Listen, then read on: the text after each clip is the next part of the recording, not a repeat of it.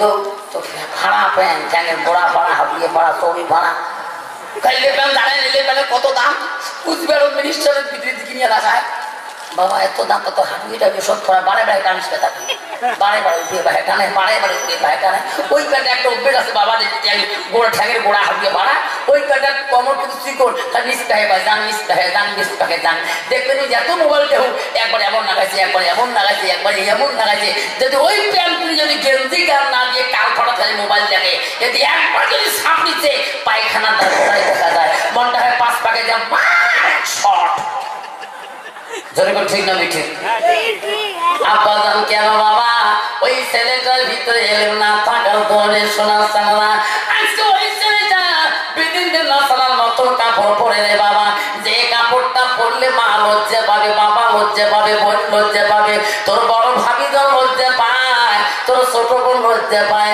রে জীব ওই প্যান্ট পরা যাই হবে না তুমি কলেজ পড়তে পারো বাধা নাই তুমি ডিগ্রি নিতে পারো বাধা নাই তুমি ডাক্তারি পড়তে পারো বাধা নাই তুমি ইঞ্জিনিয়ার পড়তে পারো বাধা নাই কিন্তু তোর ভিতরে ইসলামটা থাকতে হবে আমি মুসলমান আল্লাহ মুসলমান যারা হায়া মুসলমান তুমি না ইমান যারা হায়া নাই শরম নাই তার ইমান নাই যখন ঠিক না ঠিক তারপরে বাপরে বাপ ওই যে মেশিনকে লাগাইয়া এই করে দিন মুখে সান রাগ করেন কেতা দেখো না বেলটার লাগে না তখন মেশিন লাগা অবস্থা তারপরে মেশিনটা লাগিয়ে দিয়ে এই মোট কানের মধ্যে দিয়ে যেই ফেলাগো মোট কানেরটা সোজ দিন মেশিনটা শোষায়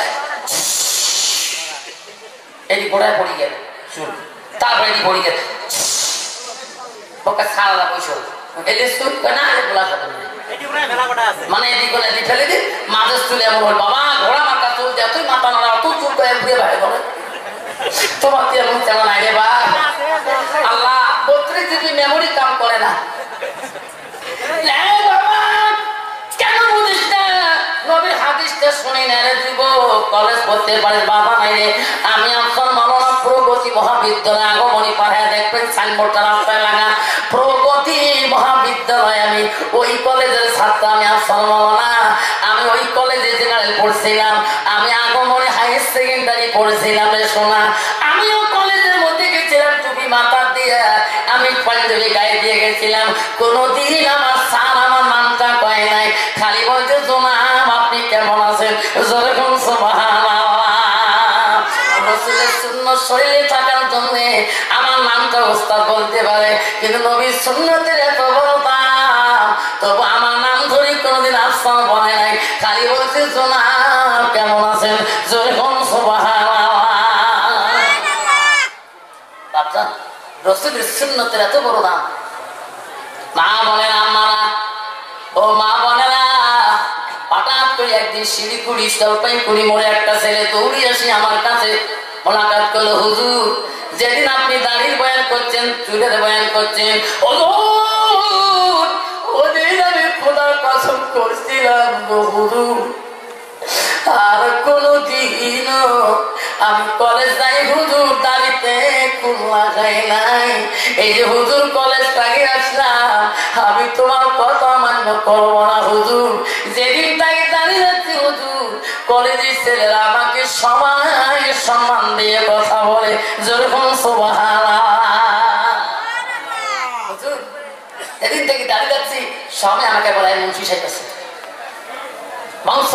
মুন্সি সাহেব নাই কিন্তু হুজুর আমি রাসূলের সুন্নাত রাখার জন্য হুজুর আমাকে কলেজের সব মেয়েরাও বলে মুন্সি সাহেব মুন্সি হয় কেমন আছেন যেরকম সুবহানাল্লাহ হুজুর আমি কথা দিলাম আর জীবনে কোনোদিনও খুর লাগাবো না আমার নবী বলছে যারা একবার দাড়ির মধ্যে খুর লাগায় আমার রাসূল বলছে আমার কলিজার মধ্যে স্বয়ং খুর লাগায় আপনারা আমার শোনার চান ও মা বলে না কেন গো তুমি বুঝলি না রে মা যুবক আলেমের কাছে শুনতে শুনতে পাগল হয়ে গেছে দাড়ির মধ্যে খুর লাগা যায় না আলেমের কাছে তওবাকারী বলছে হুজুর আমাকে খাস দালে একবার তওবা পড়ে নাও নামাজ পড়ে হুজুর রোজা করি জীবন ভর নামাজ পড়লাম এতদিন দাড়ির বয়ান শুনি নাই হুজুর আজকে আপনি তওবা পড়ে দেন আল্লাহ রাব্বুল আলামিন কোরআনে কারীমের মাধ্যমে বলা বলে দিয়েছে ও বিশ্বাসী বান্দারা একবার যখন তুমি আমার অন্তর দিয়ে মন দিয়ে একবার তওবা করে নাও আমি আল্লাহ তওবাকারীকে বেশি পছন্দ করি যেরকম সুবহানাল্লাহ যুবক তওবাকারী বাড়ি চলে গেছেন, নামাজ পড়ে রোজা করে আর দাড়ির মধ্যে আর আঘাত দেয় না। মাস দিয়ে চলে গেল, 3 মাস চলে গেল, 5 মাস চলে গেল, 6 মাস থেকে দাড়ি হাত দেয় না। সুন্দর দাড়ি হাত দিয়ে ধরা যায়, ধরে সুবহানাল্লাহ। হঠাৎ করে মামা শ্বশুর তারা বাড়িতে আসলেন। জামাই, ও জামাই, তোমরা আমার একটা ভাগ্নি জামাই কে মামু বলেন? ও জামাই গো, আমার একটা বেটির মোহর কালকে বানা হবে, কালকে বিয়ে পড়ানো হবে, কাজী সাহেব আসবে, আমার ভাগ্নি কি নিয়ে জামাই আমার বিয়ের বাড়িতে যাইবে। ও জামাই যাইবে কিনা? জামাই বলো মামু গো, আলহামদুলিল্লাহ, আল্লাহ যদি নিয়ে যায় আমি যাবো। যখন সুবহানাল্লাহ, আল্লাহ যারা নামাজ পড়বে রোজা করবে আল্লাহর উপরে তাওয়াক্কুল তো আগে করবে। যখন ঠিক না মিঠি কত বাবা নিয়ে জানা বলা কায় আল্লাহ তাওয়াক্কুল করতে হবে। তাই তো মামু, আল্লাহ যদি নিয়ে যায় আমি যাবো, বাস আল্লাহ পরে খুশি হয়ে যায়। আল্লাহ বলে বান্দা তুমি আমার উপরে তাওয়াক্কুল তো করলি, আমি আল্লাহ রাস্তা না দেওয়া পর্যন্ত আমি হেফাজত থাকবো। ধরে বল সুবহানাল্লাহ। মামু আপনি যান, আল্লাহ যদি নেয় আমি তোমার ভাগ্নিকে সঙ্গে নিয়ে তোমার বিয়ের বাড়িতে চলে যাবো। তাই পেয়ে গেল। বিবি বলো স্বামী গো, মামার একটা বেটি, যত জামাই আছে সমস্ত জামাইকে দাওয়াত করেছে, আপনি রেডি হয়েছে? হ্যাঁ আমি রেডি, আমি রেডি, তুমি বেড়ে আমি যাবো তো। আচ্ছা না, আপনি তো বেড়েন নাই, কে? আমার কাপড় পরা আছে, সব আছে কেনা? আপনি আমি আর সাজা, আপনি তো সাজেন নাই, তাহলে কি সাজবো? আমার দাড়িগুলো সাজ করার নাই তো, দাড়ি খাবো বলে 6 মাস থেকে দাড়ি হাত দেন না, আজকে বিয়েও খাবার দামো, আপনি দাড়ি নিয়ে যাবেন না।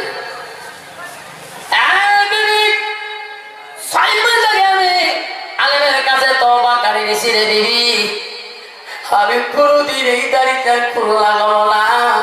বিবি রে, দাঁড়িয়ে তোমাকে বিয়ে খাইতে যাবো রে বিবি, দাড়ির মধ্যে তুমি আঘাতের কথা বলিও না। বিবি বলছে স্বামী তো কি বলে, আমি তো জানি না আপনি দাড়ি রাখবেন, আমি তো দাঁড়িয়ে আনা পছন্দ করি না, আমার কবরটা মন দাঁড়িয়ে আনাকে পছন্দ করে না। স্বামী আপনি যতক্ষণ পর্যন্ত দাড়ি সেট করবেন না ততক্ষণ আমি তোমাকে বিয়ের বাড়ির সঙ্গে নিয়ে যাবো না। আমার যত ভাই সাহেব আসবে, দিলে ভাই আসবে, একটারও দাড়ি নাই, আপনার যদি দাড়ি সহকারে নিয়ে যায় আমাকে মুন্সির বউ করে রাখবে, আমি লজ্জাতে মইরা যাবো। কন্ত বাবা এত নারী আছে রে বাবা, কন্ত বাবা মুন্সি মরবি ভাবের সাহেব কারি সাহেব দেখতে পায় কয়েকজন হুজুর বুঝাতে কয় এলি দুনিয়া যাও, এলি তুমি বউ তুবেন ঘুরে পাবো না, মনটা কত আপলায় তুবেন নিয়ে গায়ে যান, এদিকে তো মুন্সি, এদিকে তো হাবের সাহেব, এদিকে তো আমি সাহেব, এলে বারে বারে গালা হাতে দেয়, মনটা কয় মাথা কাপড় ফেলে দিয়ে তুবেন মনটা ধরে কোন চিন্তা দেখি মা বলে না। স্বামী বলছে বিবি রে, আমি বেরকাতে তওবা করেছি, আল্লাহর কোরআন বলেছে তুবুল্লাহু তাওবাতুন নাসুহা, বান্দা তুমি যখন তওবাকারী নাও আমি আল্লাহ তোমার তওবাটাকে আমি বেশি পছন্দ করি। রে বিবি খবরদার আমার দাঁড়ের কথা বলিও না, আমি এখনই চলে যাব। বিবি বলছে না না, তোমাকে দাঁড়িয়ে অবস্থায় মামার বাড়ি বেশি বাড়ি নিয়ে যাবো না, বিয়ের বাড়ি নিয়ে যাবো না। বিবি বলে ও স্বামী বলে বিবি রে কেন তুমি রাগ করো, আমি যাবো। তুমি কি হলো? না স্বামী দরকার পড়ে তোমার ডিভোর্স করে দেবো, তবু দাঁড়িয়ে আমাকে নিয়ে সংসার বানাবো না। যুবক চিন্তা করে গেল, আল্লাহ কি করে এতদিনের সংসার দুইজনে বাড়াইলাম, আল্লাহ রাসূলের সুন্নতের জন্য আজকে আমার সোনার সংসারটা বিবি নষ্ট করতে চায়। আল্লাহ আল্লাহ তুমি রাস্তা দেখে দাও, কোন পথে গেলে আমি তো রাসূলের বাড়ি, আমি রাসূলের সুন্নত জিন্দা রাখবো। যুবক খুঁজি পায় না, পথ খুঁজি পায় না, বিবির কাছে যা বলে বিবি রে আর দাড়ি কাটা কথা বলিও না, বিবি চল তোকে বিয়ের বাড়ি নিয়ে যায়। বিবি বলছে দরকার পড়ে আজকে চলে যাবো, তোমাকে সঙ্গে নিয়ে যাব না, জীবনে এই স্বামীর বাড়ি আর পা দেব না। যুবকের দুই চোখের পানি দর করে পড়ে, নামাজ পড়ে কাঁদে, আল্লাহ আমার সোনার সংসারটা নষ্ট হয়ে যায়, আল্লাহ তোর নবীর ভালোবাসা সুন্নতের জন্য। বিবির কাছে অনুরোধ করলো, বিবি রে বিবি আমি তোর সঙ্গে যাব, কিন্তু আমার দাড়ি কাট করে বিবি আমার কাছে পয়সা নাই। বিবি ভাস করে 5 টাকা একটা কয়েল বাড়ি করে দিয়ে বলে, স্বামী গো আমি তোমার নিয়ে যাবো, এই যে 5টা টাকা আমার কাছে আছে। বিবি আমি তো দাড়ি কাটবো, যদি পাপ হয় গোনা হয়, এই পাপের গোনা ভার গোনা কে নেবে? বিবি বলছে যত পাপ হইবে গোনা হবে, তোমার পাপ গুলা আমি নিয়ে নেব, গোনা নেব, তবু তোমার দাড়ি সেভ করতে হবে। বিবি বলছি সর্বনা, স্বামী বলছে সর্বনা, আমার দাড়ি কাটা পাবেন না, নিবি কত বাবা মেয়ে মানুষের পাপ করলে ভয় খায় না না। যদি কোনো কথা কল করি চোখ তো পারি না, এখানে নাকের জীবন দিয়ে বুক যায়, ঠিক না দিচ্ছি এলাকায় জিজ্ঞাসা করতে তোমার মুখে তোর কনকে তোমার মা কয় তোমার বাবা কয় ওই এলাকায় কাউ দিকে জিজ্ঞাসা করতে তোর ঠিক না ঠিক কদ্দু ভয় খায় না, জিজ্ঞাসা ঠুকতো ভয় খায় না। লাস্টের মধ্যে বিবি বলছে স্বামী গো আপনি যান, তোমার পাপের ভার গুলা দাড়ি কাটা যত গোনা হবে আমি সব গুলা মানিয়ে নিলাম। যেমন 5টা টাকা হাতে এনে 2 চোখের পানি দরদর করে ফেলে দিয়ে কান্নে মাওলা মওলা আমি পাইলাম না, এই দাড়ি যদি না ফেলাই রে মাওলা সোনার সংসার আমার নষ্ট হয়ে যাবে রে মাওলা।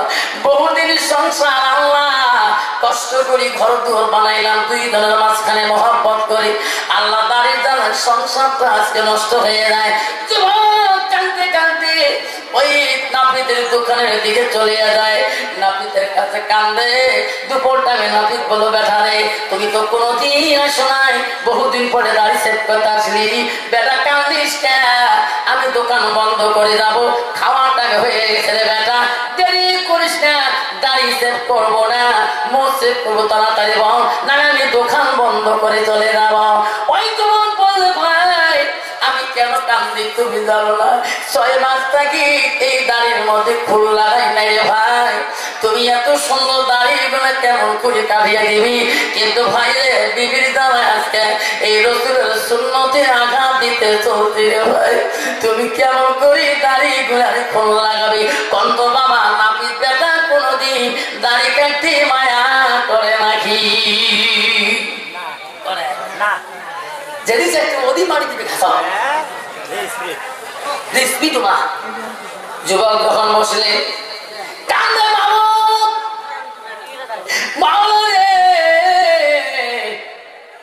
আর সহ্য করিতে পারি না রে মাওলা।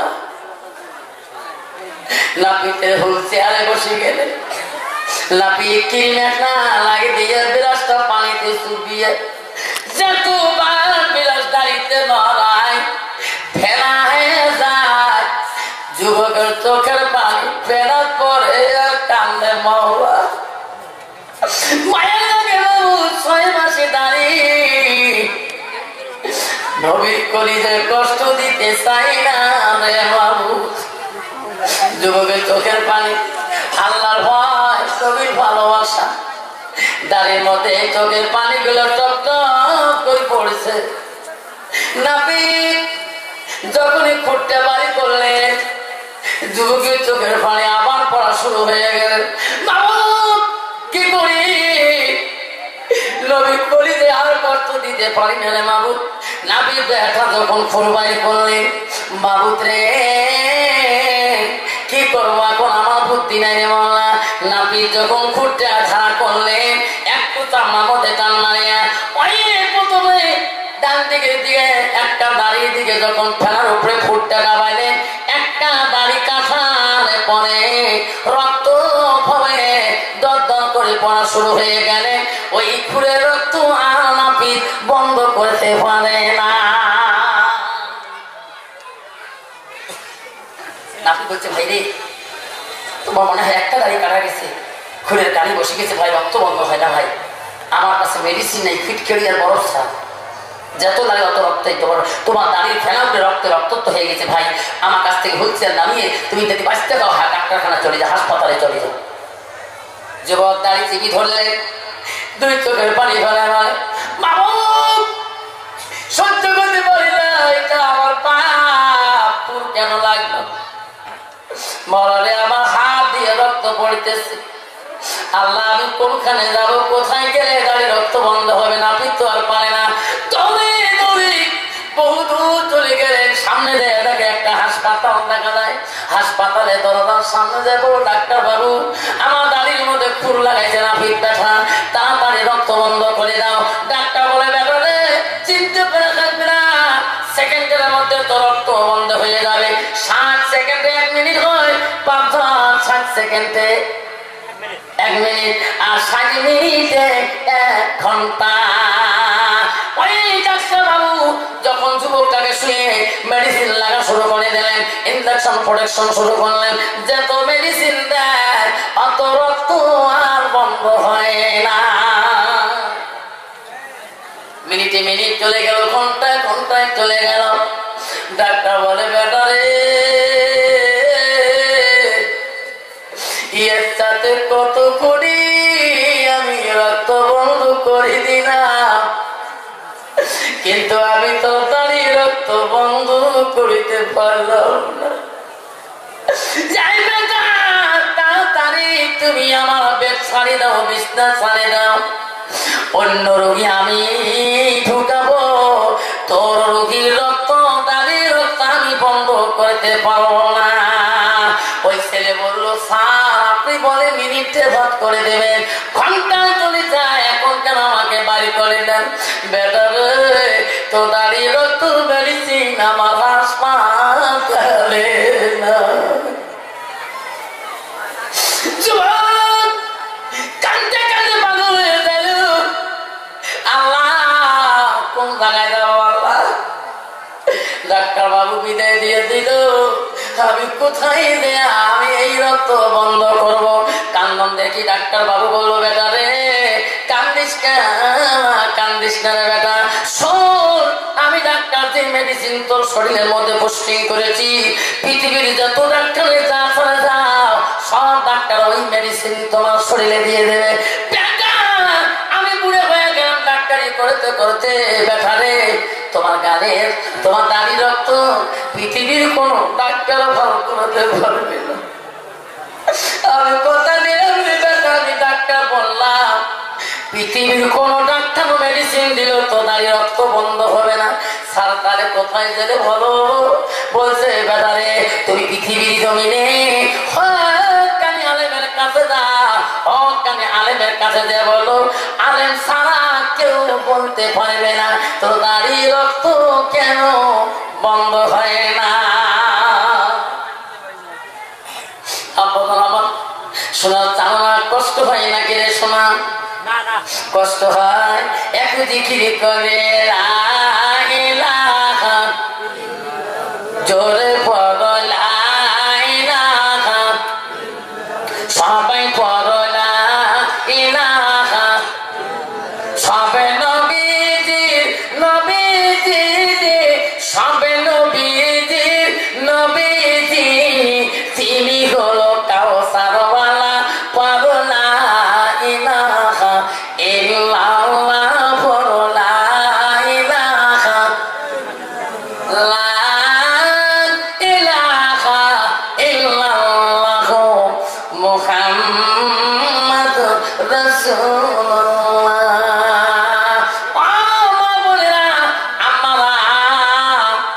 ডাক্তার বলে দিয়েছে পৃথিবীর কোন ডাক্তার পাবে না, আমি যখন পাই নাই তুমি হক্কানি আলেমের কাছে যায় শুনবা তোমার দাড়ি রক্ত কেন বন্ধ হয় না।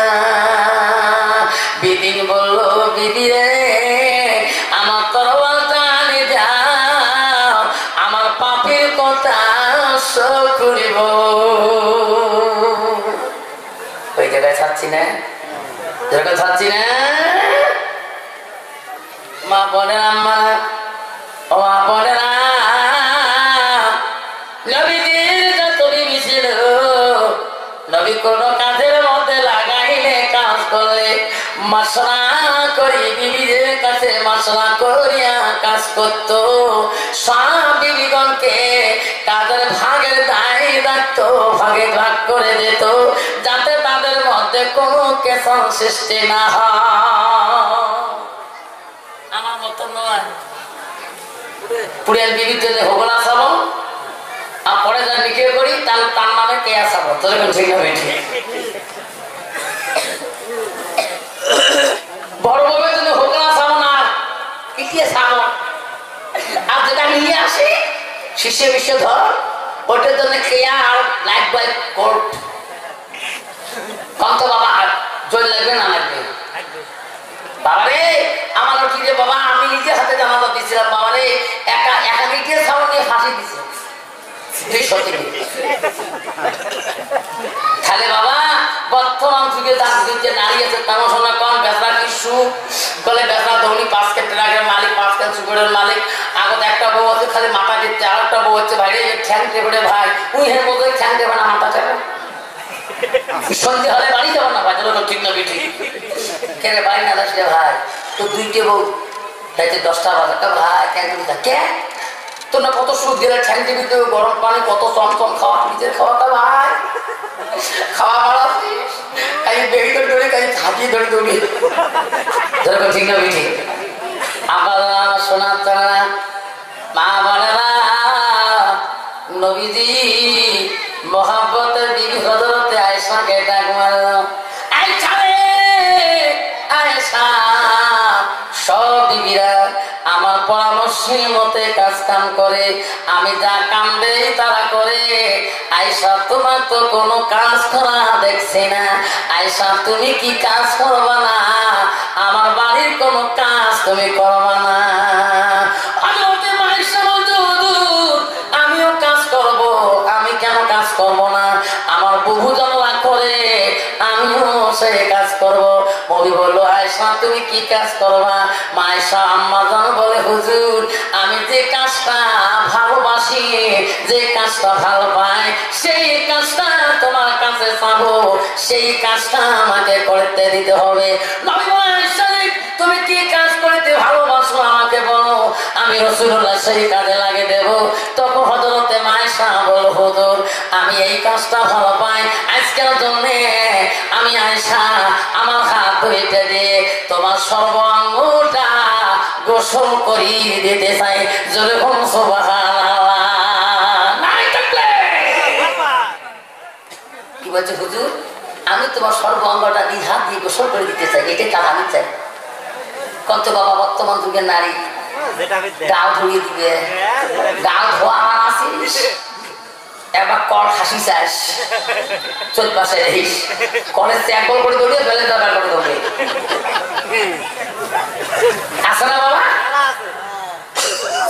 এক পাখে দেয় এক পাখে আপনার মনের গাল দিবেন না মনের গাল দিবেন না কি মনের গাল ধুবে মা বোনেরা হযরতে আয়েশা সিদ্দিকা বলেন হুজুর